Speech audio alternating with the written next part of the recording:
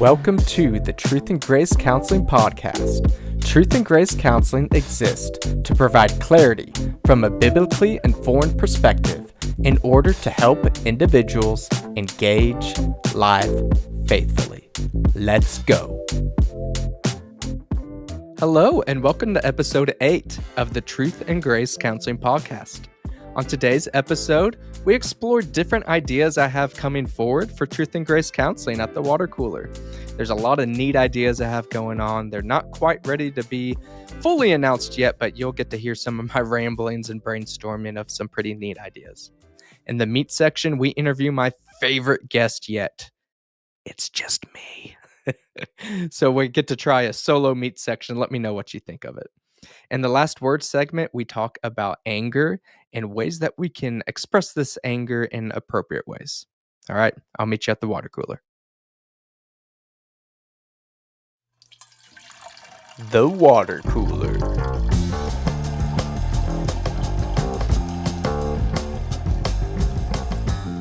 Hi, welcome to the water cooler. Today I got several different announcements and things about my practice that I would like to update you on. Today I mentioned in the intro about how this is a solo meet section. So this is just me talking. I have more guests lined up for the future and I'm going to continue to have guests, but I would love to hear your feedback on this episode. Let me know if you enjoyed just the solo podcasting, just me talking by myself. I have plenty of topics that I can cover just by myself. So let me know what you think. And I might do some more solo meet section. Along with that, eh, if you know me personally, then you may know what's going on behind the scenes a little bit. But my working situation's changing a little bit. So I've been doing Truth and Grace counseling here for several months, and I've still been working a full-time job.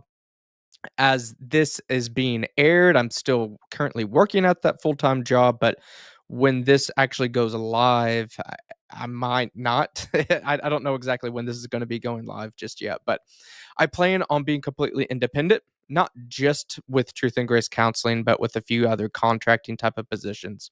But why that's relevant for the podcast is that really opens up my availability to try out some different things, opens up availability to have more guests on the podcast. And it also opens up more availability for me to be on other people's podcasts. So I would love if you are listening to this, watching this, and you have your own podcast. Hey, shoot me an email. Let me know if you would like me to be a guest on there, or if you're listening and you're like, hey, so and so's got a cool podcast. Maybe you should reach out to them and see if you could be on a guest on their podcast. I would love to. Being a guest on the show is for somebody else's show. It helps spread awareness of this show, and I just like networking with other people. So let me know down in the comments or shoot me an email or whatever. And I would love to get in touch with you if you would like me on your show, or get in touch with someone else if they would like me to be on their show. Just let me know. And as always, I'm always looking for new guests on my show. So feel free to reach out if you know somebody that wants to be on here, or if you yourself, you don't have to be a counselor. I'm really just looking for anybody that is engaging their life. They're doing something, not just sitting back and waiting for the world to get better. They're doing something actively. So whether you're a counselor or just running a business, if you've got a group that you're doing, whatever it may be, I would love to hear your story. I also have something else that I've not talked about on the podcast just yet. I'm going to include a link down below. It's my Substack. This is just my own personal Substack. Again, with me going more independent with my work, I'm going to devote a little bit more time to that. This Substack is really just kind of my thoughts. I have my active blog going on Truth and Grace Counseling, which is going to be a little bit more centered to things relevant to Truth and Grace Counseling. But the Substack is going to be a little bit more personal. I'm going to cover several different types of topics. I've got some ideas that I would like to cover in there. My Substack is something that is both free and paid. Anybody's welcome to subscribe for free and just check the content. But I have some projects going on that I'm really brainstorming that is going to be behind a paywall. And it's not just so I can get all the money, but it's because some of these ideas are going to be kind of hard hitting on some issues, and I would like to limit some of the trolling and things like that if I can. So I'm going to link that Substack down below. I don't have that much written on there. I'll also include one of my Wrong Speak articles. That's why I originally got a Substack. There's a place called Wrong Speak Publishing, which I'm actually going to be chatting with one of those editors here in a future episode. What I like about that publication, it's a Substack. Anybody's welcome to contribute to it. And you can do it right now if you would like to. And it's really just writing opinions that aren't always looked at well in society. And anyways, I've got a article linked down below about pronoun usage, which is obviously a hot button topic. So feel free to check that out. But that's something that I'm going to be updating more regularly here in the near future. Is just my own personal Substack. So feel free to check that down below. Something else that's going on that I'm really excited about, and again, at the moment of recording, I don't have all the details lined out yet, but I just wanted to talk out loud a little bit of some of this brainstorming. I'm looking into making Truth and Grace Counseling not just a hub for Christian counseling services, but also some consulting services. So I'm not going to go into too big of a detail of what the difference is, but essentially on counseling, it's going to be much more of a give and take. I'm going to listen. I'm going to try to give some wisdom in there, but it's much more of that process of connecting with me being the counselor and then the client, us connecting together. And it's going to involve a lot more listening on my end as the counselor. But in consulting, it's much more advice heavy. So I have an idea of some different Christian counselors, or even just more conservative leaning counselors, or really just any counselors that want to get started on their private practice or whatever. I have some experience being able to do this myself. I feel like my website's pretty well put together, and I think I could help out some of different counselors to get their own practice started. So that consulting is going to be much more advice heavy. I'm going to basically line out, here's some steps that I took. Here might be some steps that might be helpful for you. It's not as much of me being that counselor as much as, yeah, here's some steps that I think would be helpful for you. I also want to extend that beyond just counselors getting their private practice started. I'd like to extend that to other business owners, particularly Christian business owners. What are some ways you can structure your business to protect yourself financially from outside sources that are going to try to take you down, different political correctness type of things that that are out to get some Christian type of owners out there. So how can you set your business up well to protect against that? Also, any type of website startup. I am not a just a tech guru. I'm not the one that's going to give you IT type of information. What I can do is give you some very basic tools of how can you get your website up and running. Again, I've got my website linked down below, truthandgracecounseling.com. It's not perfect. I'm not here to say that my website is magnificent, but I did put a lot of work into it, and I think it functions very well in the sense that I fully believe everybody that goes on that website that wants my services can make that happen. I've got good contact information. I've got links everywhere about scheduling an appointment. It's very easy to navigate. And in my hometown, Duncan, Oklahoma, um, not a lot of businesses are like that, unfortunately. There's just we're kind of a smaller community, and it's much more of a um, I know so and so who knows so and so, so I go to so and so. It's just a lot of word of mouth, which is great. I like that. But when I Google where to get a haircut in Duncan, Oklahoma, I'm not going to get a lot of hits on that. I'm not going to get a ton of websites that I think that we're really lacking in our community, that we could do a lot better job. And what I want to help some other business owners is showing it doesn't even take that much money or that much effort to get a decent website. Uh, we're talking hundreds of dollars, not thousands upon thousands, just to point people in the right direction. So, all that being said, I'm offering up services for consulting for business owners to try to again, just operate their business in a more effective type of capacity. And I can also bring in my counseling background with that if there's some, disputes or things like that, coworker disputes or whatever. I I can use my services there to maybe make a bit of a healthier workplace environment. I'm also offering this consulting service to go a little bit more than that too. I've had a lot of people reach out to me that are in different states. Like, just off the top of my head, I know I've had Massachusetts, I've had Louisiana, I've had Virginia, Pennsylvania is another one here recently that have reached out to me and wanted counseling services. Well, I'm not licensed in those areas, so I can't offer that. But I can offer consulting services. Now, again, this is going to be different, and we're going to have to determine whether this is a good fit or not. But for counseling, maybe you would come to me 3, 4 times and really just go through this kind of emotional process of figuring out what's best for you. And some of it's really just that processing that's super helpful. And there's going to be times where I'm just going to have to recommend, hey, find a counselor that's nearby you that you can see. But if you're sitting there and you have a very specific problem and you would like some of my guidance to help you with that specific problem, then we could skip the counseling part and just go towards consulting. And in that, again, I'm going to be a lot more directive. It's not going to be a give and take counseling relationship. It's going to be, here are these things I think that could be helpful for you. One, two, three, four, five. Let's go make it happen.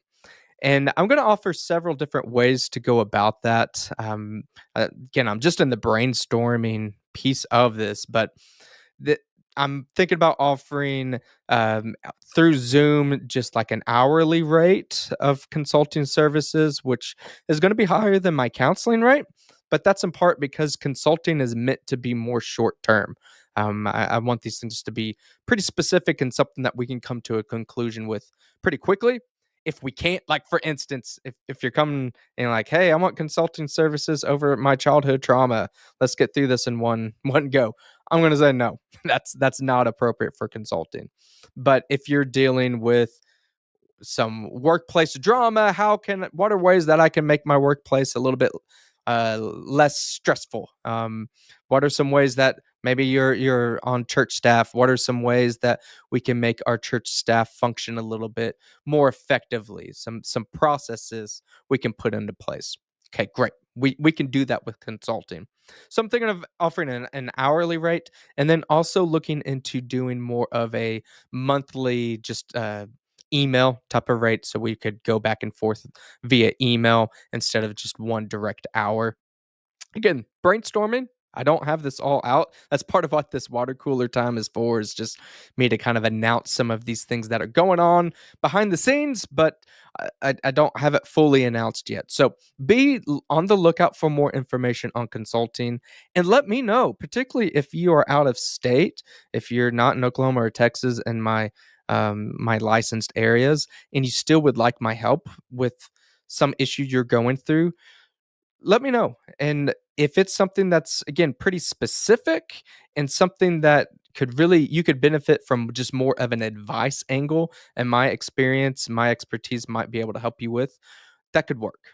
Again, some of those bigger issues, things that are going to be more trauma related, those big dicey issues, that's not appropriate for consulting. I'm not going to do that to you, just taking your money. I would try to get you a resource elsewhere. On that note, if you are out of state and you're like, man, I want a counselor, I don't know who to talk to, please still let me know. I've had these people in other states, and I always do my best to find a recommendation for you. I have different avenues, different connections with people in different states. So even if we end up not being a fit, still let me know, and I would love to make sure you get help, because I want people to get help, even if it's not with me specifically. Okay. All that being said, we'll have more updates on this in the future. But we'll go ahead and go to my solo meet section and let me know what you think of this. I would love to hear your opinion. The meat section.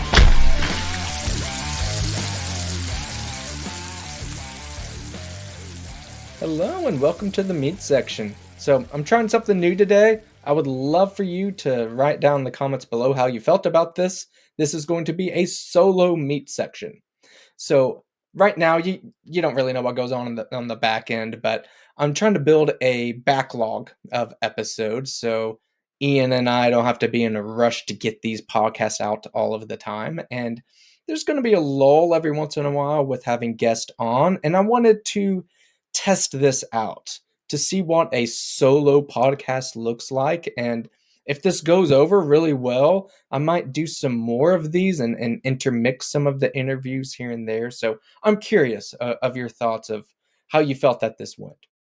So today is, like I said, just going to be me. And since I don't have a guest, I normally ask everyone else what their favorite meat is. So I guess that's on me. And, to be quite honest with you, I should have thought about that a little bit more beforehand. Now I kind of know what my guests feel like, kind of putting them on the spot there. If I had to pick just one meat, I'm probably going to answer this more so of a meal than just a meat. Mexican food is my favorite type of food in general, and my favorite dish is the carne asada. Now, I used to say carnitas, and those are still really far up there for me. If you don't know what carnitas is, that is pork. It's really just like a Mexican pork. It's really, really good. But I really like carne asada, which is a steak, but this steak is pretty thin. It's not your typical like American like a ribeye where you're just eating the steak. It's thin. Usually gets a little bit crunchier ish. Not necessarily. It's not like burnt. But because it's thinner, it's not that big, thick steak that often a lot of Americans are used to. And with the carne asada, it usually comes with a bunch of grilled jalapenos over the top of it. You can put it in tortillas and rice and beans and all that good stuff. So kind of cheating a little bit.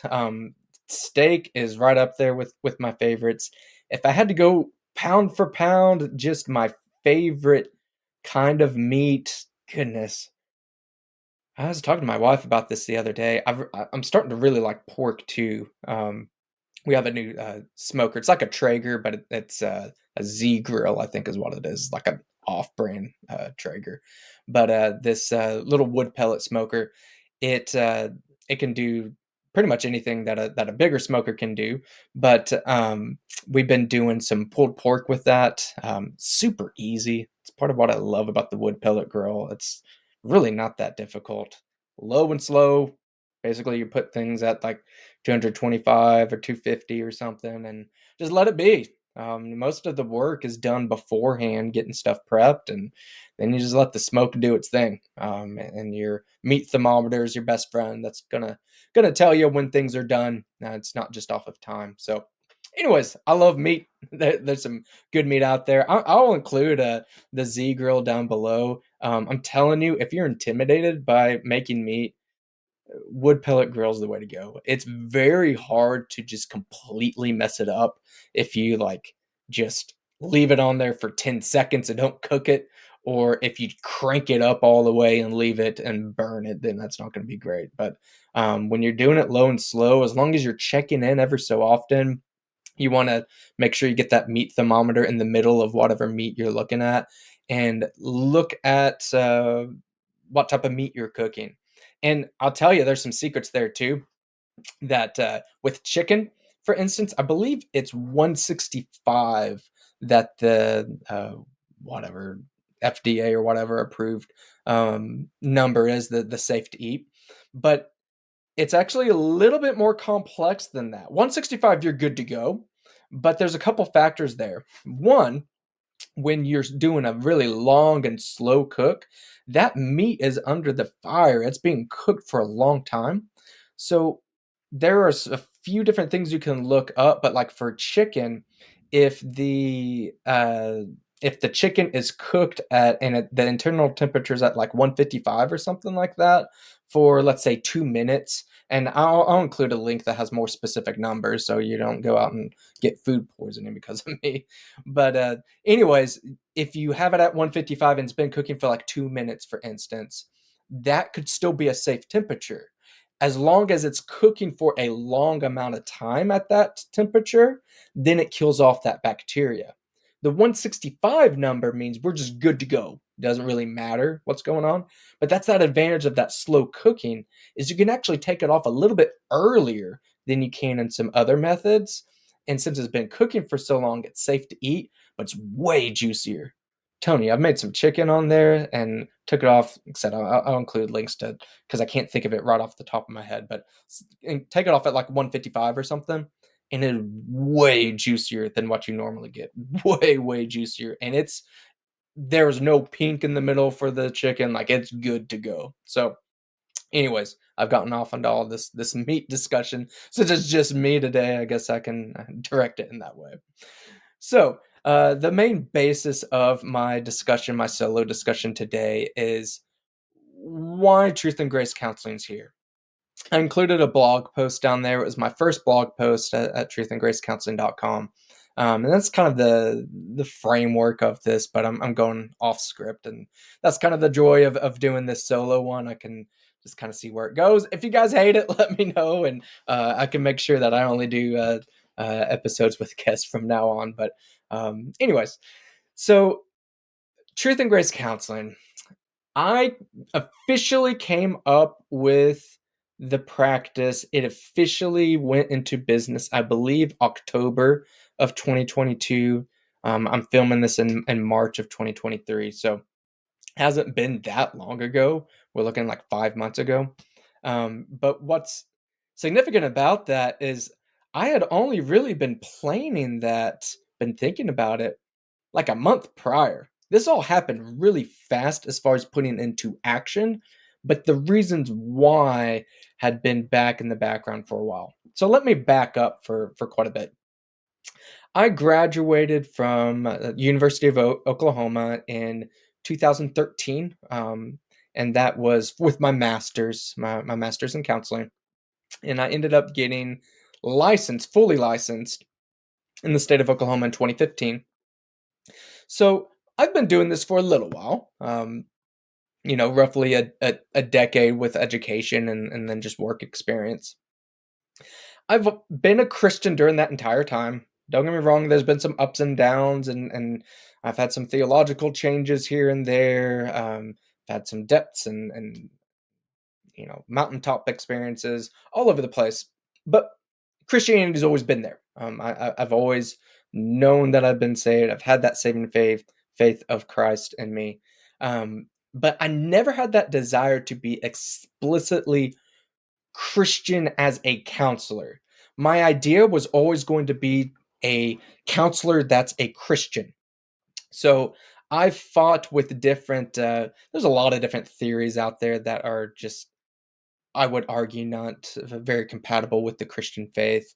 And I've always been able to kind of weave through just some of the nonsense and being able to talk about truth in ways that, again, not explicitly Christian, but I did my best to lead even my secular clients not down a path that I think was very destructive. Like, for instance, I've had clients that have been contemplating abortion, for instance. And in those positions, I couldn't say, no, don't do this. That wasn't really my role. But just the words, the actions I would do, I did my best to really challenge some things and try to steer in a certain direction. But I just have to be very careful in those roles because I wasn't explicitly Christian, and it wasn't necessarily my job to, to preach towards them. But I still felt that I was at least leading them down a path that could lead to Christianity or could lead to some fruit in their life. And by and large, I was okay with this. There were some difficulties here and there, but by and large, pretty decent. On the last episode, I talked with Jack, that counseling student, about my experience of interviewing at OU and how I was open about how one of my struggles, they asked like uh, a clientele that you would struggle working with. And I answered, this was like 2011. I answered that working with homosexuals, just in the sense that my religious beliefs were that homosexuality was a sinful lifestyle, sinful practice. which I still hold to that, by the way. Um, and I wasn't saying that I couldn't work with them, but that was a struggle. And what was telling, this is 2011 again. The professor, which again I think is a lesbian, I don't know that, but definitely left leaning, very left leaning. But she was appreciative of my honesty, and we were able to work together, even though we had some significant differences. We were still able to work with each other. I don't think if I was a student right now, particularly at a secular university, and had that same conversation, I don't think I would have made it into that university. Um, I, the winds have shifted so much. Activism is so much a part of the education of the counseling field and just the practice of it that I don't think my views would be welcome. And definitely in a secular environment, and honestly, probably a lot of Christian counseling environments. So I've seen that just kind of through the grapevines, through different there's things called CEUs. A lot of professions use this. Continuing education units is what that stands for. We have to get so many to keep our license. So there are just a lot of CEUs that are, I don't know, pretty left leaning, of just a bunch of diversity stuff and LGBTQI plus, and just there's just a lot of stuff out there. So um, I've known that the leftward drift that's always been there, but it's really, really drifting the last several years. Even if it hadn't impacted my individual jobs, I knew the field was going that way. So that's been kind of in the back of my mind. And then we shift into my last kind of in-person full-time job, which some of you know me personally. So um, my wife and I, we moved back to Duncan, Oklahoma. That's where we currently live. Moved back there in 2018. Moved there because I had a job opportunity at Duncan Regional Hospital, and at this hospital, I was doing group counseling with senior adults. Really a cool job. Had a lot of senior adults that were either in nursing homes or assisted living facilities. Um, just people that have lost their spouses, or just going through a lot of tough stuff. And running those groups was just really fun. I felt like I was able to show more of my values in a helpful therapeutic type of way, but also just the environment was just so different. Really enjoyed that job, and to be quite honest with you, I had always intended to stay there for the long term. I really, really enjoyed that job. Well, as you are all aware of, that started to things shifted in just in general in 2020. um, Here again, moment of recording, it's just past the 3-year anniversary of the 15 days to slow the spread. It's been a heck of a 15 days, huh? Only 3 years of slowing the spread down. Now, granted, this past year has been a far less cry just in general. Even in more liberal states, a lot of these restrictions are very much eased, but goodness, it changed a lot. I'll tell you, I was kind of vocally opposed to this in the beginning, just because it was so rash. The psychological components, you didn't need to wait and see what the results were going to be. We knew that by shutting people in. But my hope was 15 days. We can do this for 15 days. I might disagree with it, but we can do it for 15 days. And I'll tell you, I was heavy into this stuff. I'm talking looking at numbers every day. There was this University of Washington, um, I guess, I forget what they call it, but just this graph that they used, this prediction of if we don't shut down, X amount of lives are going to be lost. If we don't shut down, the hospitals are going to be overwhelmed. Now, granted, back then, this was slow the spread. It was, oh gosh, I'm blanking on what this is. I'll include this down below if I can't think of the word. But how they were the graphs they're going to spike. So we're really going to flatten the curve. There we go. That's what I was struggling to come up with. We're going to flatten the curve. Doesn't that seem so foreign? Flatten the curve. That's originally what the idea was. It wasn't get rid of the curve. It was flatten it, make it less steep and then down because we didn't want to overrun the hospitals. So fine, 15 days, we're going to do that, right? Well, I'm following this scale, this kind of predictor, and I remember New York. That was the first place that really kind of was the hotbed. I know there's other places that were hit, but I remember looking at their predictions, and it would. I'm making these numbers up, but the scale was something to this degree. It would be like tomorrow. There's going to be we're going to need 10,000 ventilators. Like next week we're going to need 20,000 ventilators. We're going to need this amount of hospital beds. Like grand numbers. And there's something called confidence intervals, and I'm not a statistician. I don't know all the details, but I know enough about it to kind of be dangerous. Um, but there's these confidence intervals that basically they will name a percentage. In this case, it was like 95%. So they were 95% confidence that these numbers were going to be between here. And again, I'm making this up because I don't remember, and I don't even honestly know if there's a way to go back and find these. I would love to if anyone's watching this and they know about that University of Washington like predictor thing back in March, April 2020. That's Dr. Birx and Dr. Fauci. That's what they used to shut down the country. There was the Imperial College or whatever in England that kind of a similar thing. Again, numbers were wildly off. They're saying 95% sure it's going to be here, and I don't know how well it's going to come here on camera, but it's like down. You can't even see me. It's down here. Is way down here. So if they're saying it's going to be, we think it's going to be 10,000. Here's the upper of 20,000 ventilators tomorrow, and here's the lower of. We know it's going to at least be 1,000. It'd be like 500. It'd be like 200. They weren't within the 95% confidence intervals. They were way off, like way off. I'll try to include a few other links that during this time, one of the other telling things, they were coming up with these hospitals that they were just building, like they were temp buildings. They did this in China, but they really went to these big cities and made these big hospitals available. Same thing in New York. They got those big ships, those Navy ships out there available. The Navy ship that won, it had like two people or something. There are a few cities that they resurrected these or constructed these makeshift hospitals, and some of them saw no patients at all. This is like April 2020.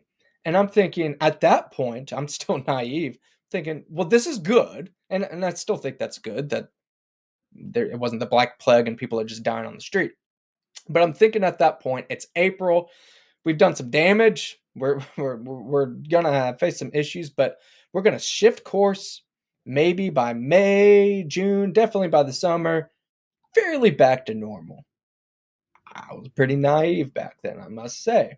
But when that didn't happen, and I can't remember what the exact date was that they announced, like the 30-day to slow the spread, that continuation that it kept going.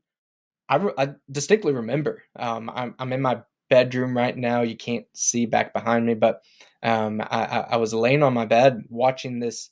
Back in those days, I don't know if you remember. It was all about watching those press conferences. It was like the only thing that was on, so everybody's watching it, and I'm watching it. It was out on the lawn, the White House lawn, and my heart sank because I knew that this was nefarious at that level because the numbers that they were giving us, again, 95% confidence interval was way below, way below.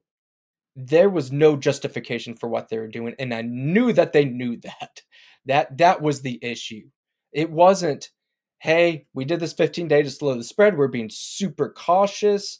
This is still a risk, particularly for people that are senior adults. Still a risk, yes, but it's not good for everybody to just stay in and not interact. That's what I was hoping because that would have been the rational, appropriate response, but it's not what we got. And you all know what happened from there. Just continued on, and In the hospital was very frustrating, I'll tell you, because I work with senior adults. You're supposed to wear these masks all the time. They can't hear you, they read lips. These people craved human interaction, and I didn't feel like I could fully give it to them. And I even had a few patients that either um, died of unrelated causes or died of COVID, and I know they died alone. And it's unacceptable. I know we can look back. Hindsight's 2020. I've talked before about there's this Atlantic article that was talking about just the need for amnesty. Hey, we didn't know what we were doing, so let's sweep it under the rug. There's no excuse for that. I don't care what regulations or whatever that are around, to know these people that I cared about that died without human dignity, without somebody holding their hand, without just somebody there by their side, or the other side too. I know there's many people in nursing homes that died not of COVID, but of broken hearts, of loneliness. No excuse. I'm sorry. There's just no excuse for that. And the reason why all these places did it was because of the regulations in place, because they were beholden to Medicare, all these government restrictions, and they would pull funding unless you followed their rules. And that sat very poorly with me. We are basically the government's monkey, and if they say jump, we say how high. Um, that's not the way I want to run business. That's not the way I want to deal with people. Um, and there's just no excuse for it. Quite frankly, there's no excuse for it.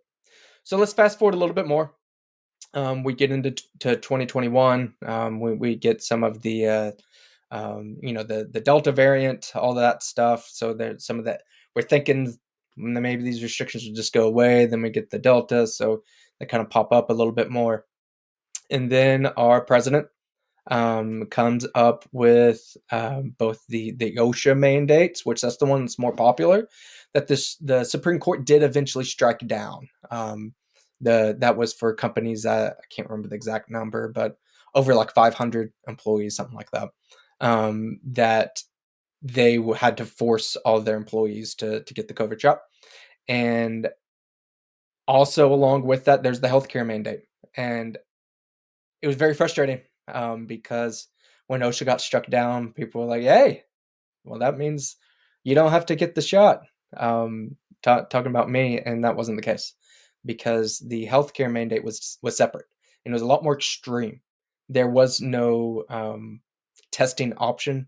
It was basically get a religious exemption, which the hospital at the time said that they were going to be very sparse on that, or you're fired. That was essentially it.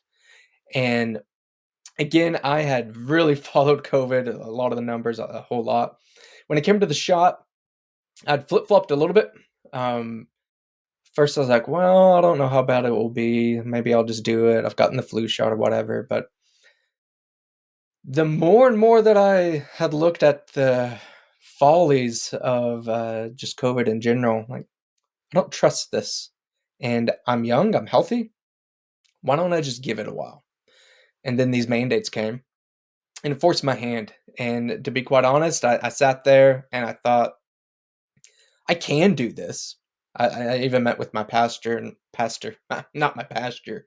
I bought some land. There's some pasture out there, I guess, but my pastor met with him and we discussed and basically said, "Hey, I'm free to to make the decision I see fit." But I did not go for a religious exemption because I don't believe my reason for going against it was primarily because of my Christian faith.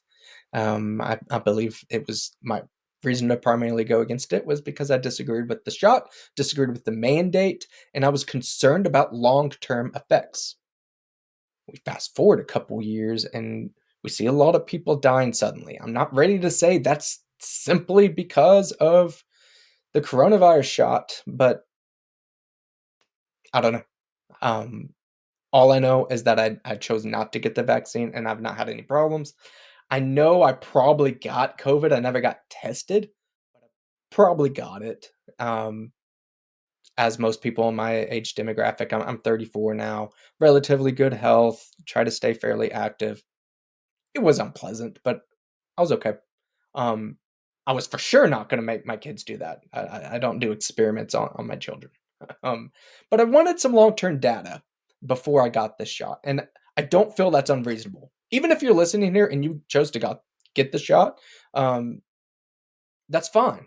That's fine if you felt that was the best decision, and I sincerely hope that this is an aside, but I do think people on the right sometimes we almost get it. I've seen people almost get excited when somebody dies suddenly, and like, oh, it must have been the shot. Like, even if that's true, and I get it, there's been a lot of stuff thrown our way, but we don't need to be excited about people dying. People like that. Let's not do that.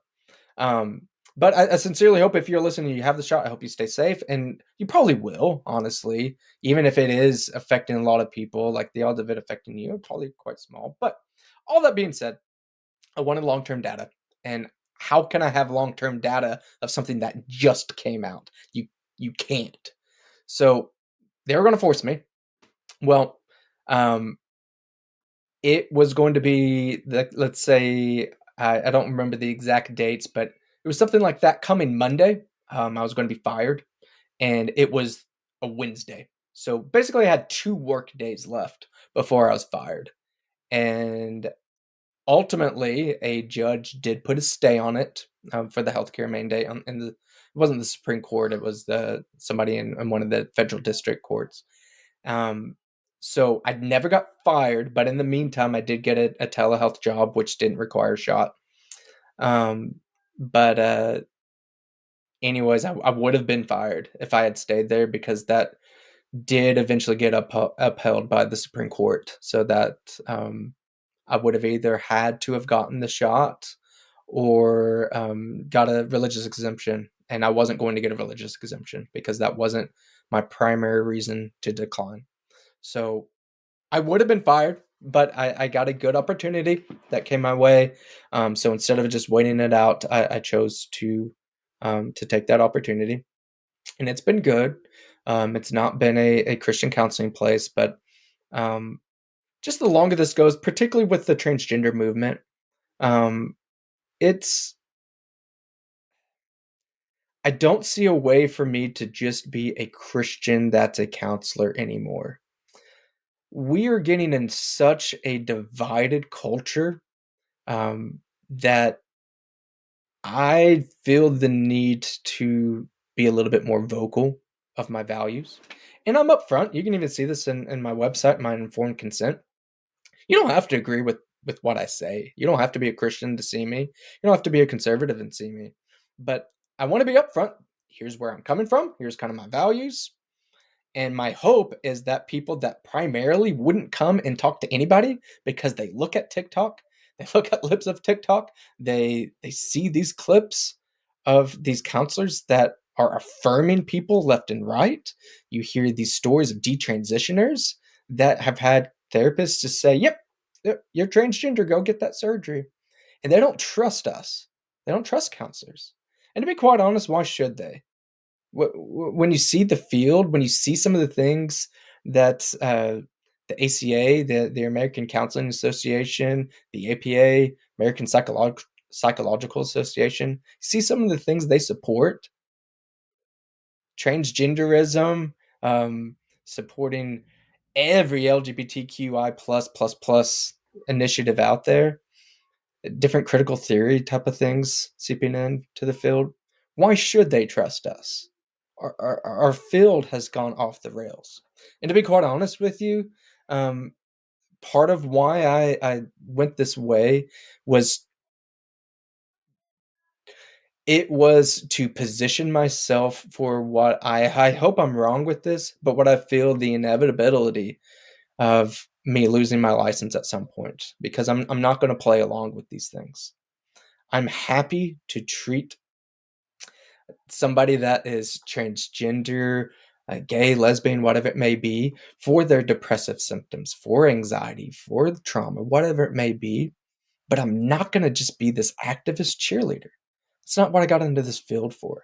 got in this field for people that are dealing with issues. We can process through them, get to the root of whatever the issue is, and work with that. So much of the field's just activism now.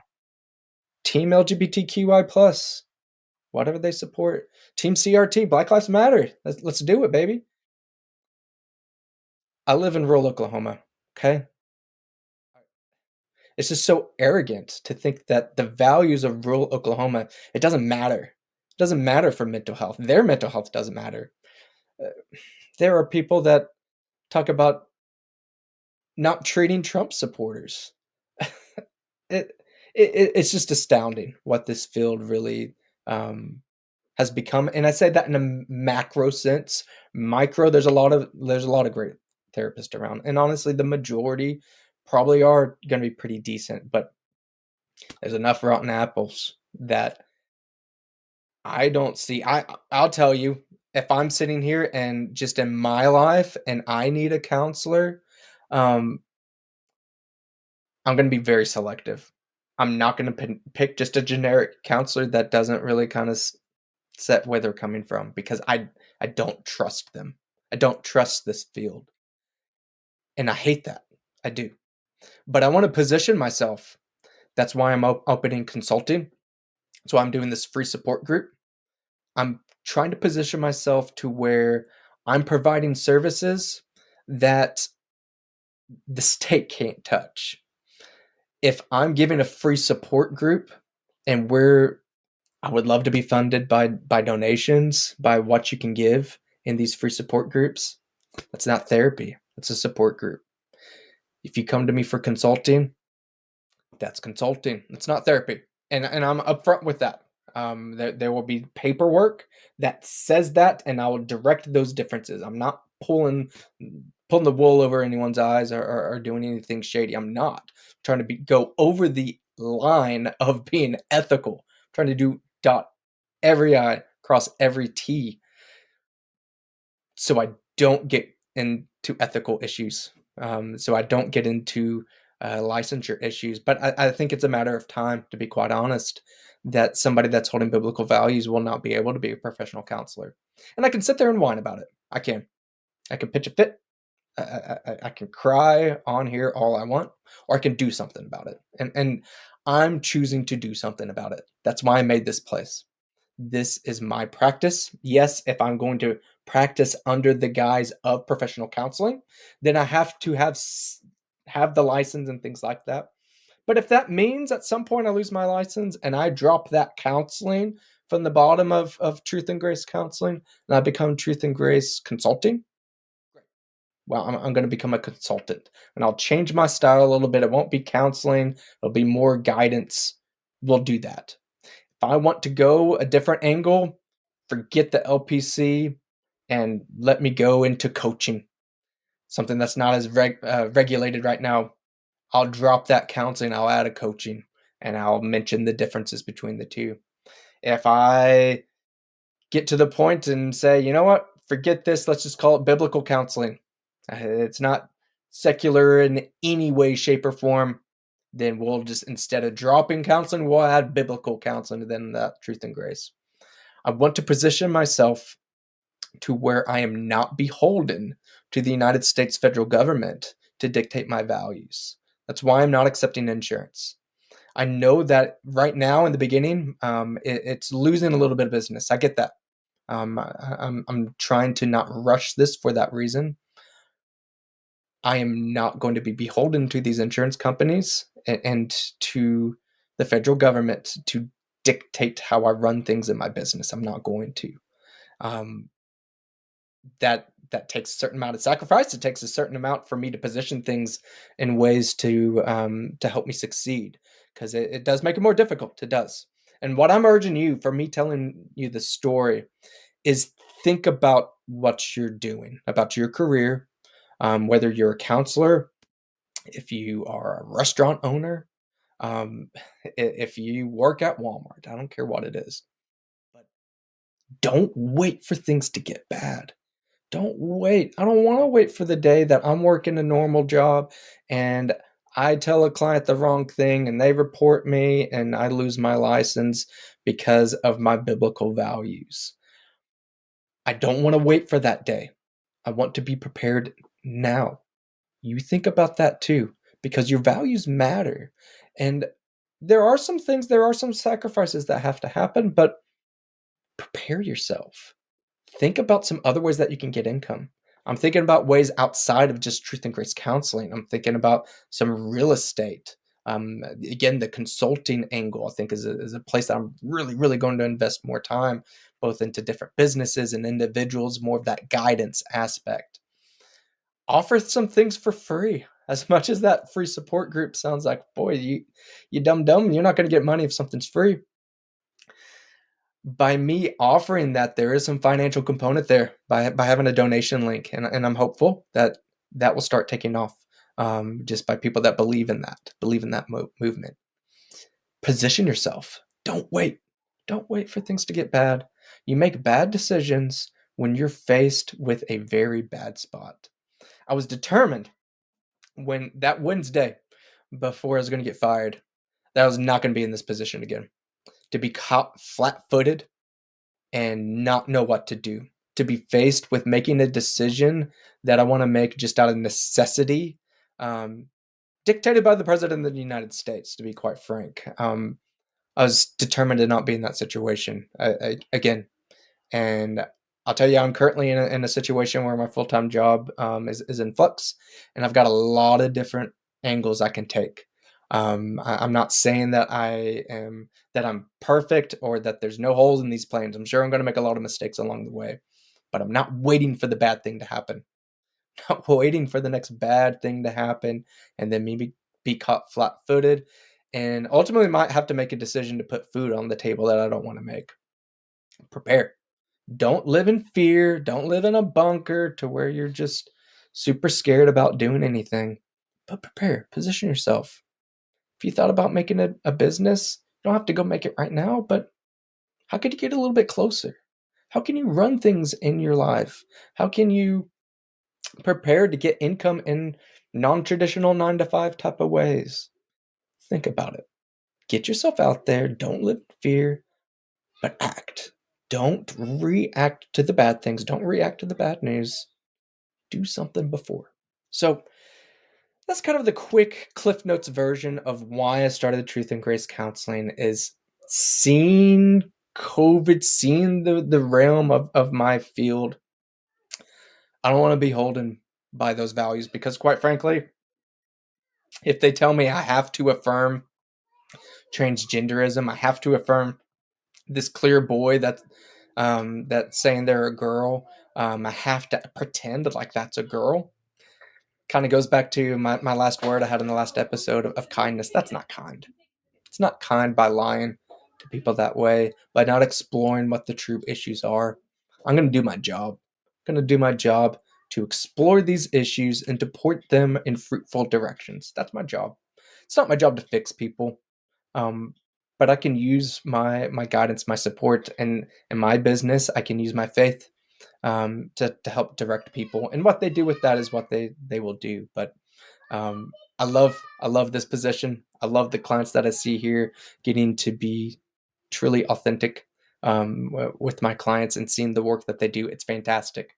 If you're sitting there, you're a counselor or a business owner, and like, man, I want to change my business. Things aren't going well, not just financially, but spiritually at my work. I don't feel fulfilled. I don't feel like morally we're doing things the right way. Feel free to call me, talk to me. I got a free consultation link down here. I would love to work with you. Even some technical aspects. If you're like, hey, I really want to get some businesses going my way with my websites and stuff, but I don't know how to do a website. Let me know. I'm not a website expert, but I can help you. I see a lot of people that are just timid. They don't know that first step, and I think I can help a lot of you. So give that link a call down below, or that phone number a call, or the link down there. I've got some boxes that can fill out a free consultation if you're interested in either my counseling services or my consultation services. All right. Well, I hope that you liked this solo meet section. Let me know what you thought about it. If you really, really like it and you want to see more of this, let me know. Like, tired of hearing your ugly mug? I want to go back to the guest. Let me know. I'd love to hear your feedback. The last word. Today's last word is anger. Now, many of you listening to this podcast are probably Christian, and within Christian circles, anger is an emotion that kind of gets a bad rap. Now, don't get me wrong. Anger is an emotion that can really lead to some bad behaviors. Ephesians 4:26 mentions in your anger do not sin. So, in that, it implies that hey, when you're angry, you definitely can sin. And don't get me wrong, there's a lot of times in our anger that we can do a lot of silly bad things. Think about this. If you're listening in your car right now, I often listen to podcasts in my car. Think about if somebody cuts you off in traffic. You're not happy about that. And you're probably going to get at least some level of upset, some type of anger. It can just stay there. They cut me off. I was a little upset. And then I just leave it there. That's not a sin. That anger in that moment just popped up. They came out, cut you off. That could have endangered you if you got kids in your car. Yeah, that's going to make you upset because you want to protect your life and the people around you. Where that starts to spin out of control is now if I start yelling things back, maybe I try to run them off the road, get into a road rage incident. Okay, now we're crossing that line. The issue with anger is that can all happen in a split second to where maybe I thought it was a righteous anger for them cutting me off, which it could be, into now it's a selfish anger. Now I'm going to run them off the road. How dare they do this to me? But think about that. It goes back to me. That's where we need to be very careful with anger because anger flames up into where we are just not very rational when we're angry. Nobody is. And that irrational, just intense burning anger can turn into self righteous anger instead of a righteous anger. So, what do I mean by that? Self righteous, again, it's putting yourself above. If I'm angry, I'll throw myself under the bus. Let's say I'm upset at my kids. My kid back talks me. Okay.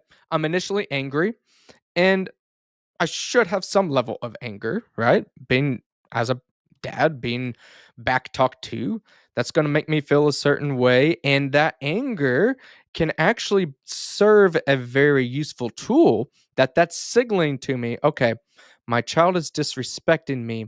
I need to do something. I need to act. I can't let my child talk to me this way. I need to help train my child. That's my job as a parent. And that emotion is a tool to help signal to me, okay, I got to do something. The issue is, again, this can all happen super fast, is that can turn from, oh, here's an alert that I need to act. And then it becomes to how dare my child disrespect me. And I can't believe she talked to me that way. What's wrong with her? I need to punish her. And real quick, that doesn't become how do I make this a teaching moment for my child? How do I let her know that, hey, God says to honor your mother and father, and that was dishonoring me? That anger can lead to that, but oftentimes it doesn't. It leads into how could my child disrespect me and forget about my child respecting me or doing what God commands. It's just about me. She hurt my pride. And that pride can really skew that anger and make it used for very self-righteous means, for my own means, and not righteous means. Righteous means for anger is something that anger is being placed for a right reason. If somebody came and attacked my family, you're darn right I'm going to be angry. And I would say that would be righteous in the sense that if I'm doing my God-given task of protecting my family, that anger is serving a righteous purpose by protecting my family. Now, let's take that same situation. Attacker comes after my family. I protect them, and then the attacker leaves. And then a week later, I'm still gunning for that attacker who's no longer a threat. Now, I'm not saying calling the police and letting the justice system take care of this attacker. No, that would be very appropriate. But when that immediate threat is over, they're not attacking my family in that moment, and I'm seeking them out still. that's no longer righteous. That's self-righteous. That's my own pride, and I'm looking for my own vengeance. Well, guess what? Vengeance is not mine. That's not my property. Vengeance is mine, thus saith the Lord. Vengeance is God's. God has a very righteous anger. He is pure. He is all righteous. But he has anger. And we need to be careful when we look at anger as a bad, awful thing to be avoided at all cost. No, we don't need to avoid it, but we do need to be very cautious in how we wield that anger, because if we don't have our hearts right, and if we're not slow to anger, we need to be very, very slow to it, then it will overtake us. If we are very slow, we're patient, we're protective with that anger, I'll tell you, there is nothing more dangerous than the wrath of a patient man. I think about that with myself. I'm not a very, you know, vengeful, angry person. I've never been in a fist fight or anything like that. So I'm pretty patient. And I'm not going to say I'm perfect with my anger. It's not about that. But if you see me and I've lost my cool and I am just all out fury angry, which would probably only happen honestly if you threaten my kids or my wife, that's when that would come out. You better watch out.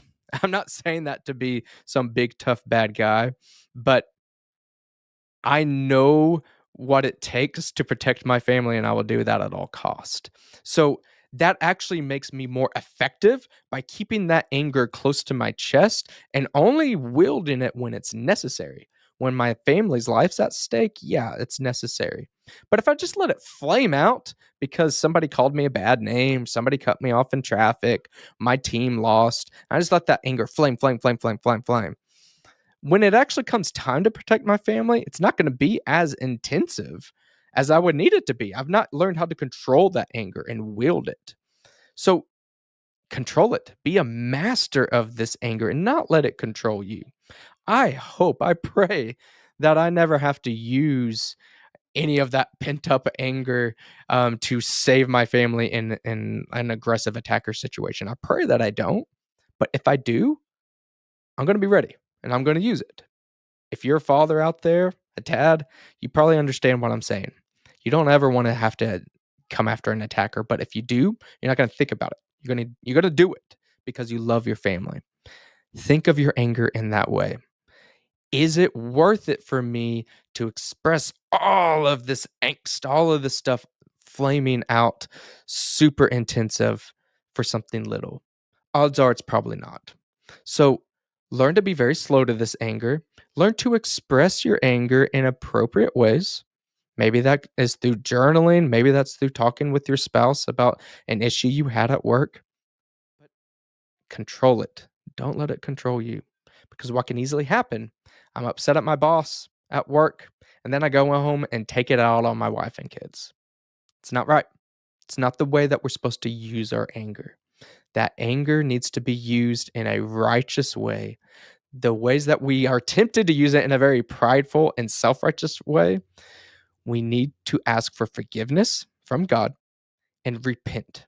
It's not good enough just to say, I was wrong. That's a good starting place. It is. We need to seek forgiveness when we do something wrong.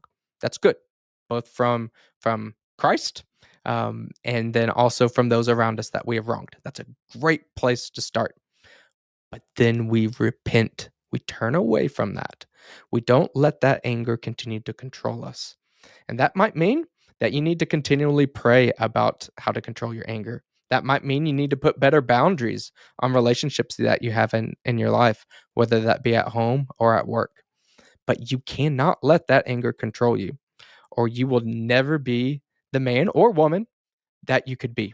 That anger needs to be controlled and needs to be used in the right places and towards the right people. Thank you so much for listening to another episode of the Truth and Grace Counseling Podcast.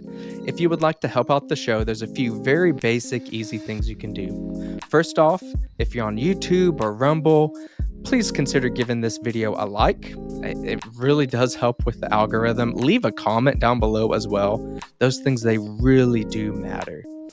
Also, consider sharing this video or podcast, depending on what you're listening on. If you're on Apple Podcasts, Google Podcasts, consider leaving a 5-star review and leaving a comment. Again, all those things that really do matter with the algorithm and helping push the show further. If you would like to support a little bit further, I've got links as always to my website, truthgracecounselingpodcast.com. Got the good stuff section with different books and resources available that are no charge to you, but if you purchase through those links, I do get a bit of a kickback. And then also consider giving a donation to help support the show. I really enjoy making this content, but it does cost money, and it would be really helpful to have some of that financial support as well. Thank you again for watching, and I hope to catch you on the next episode.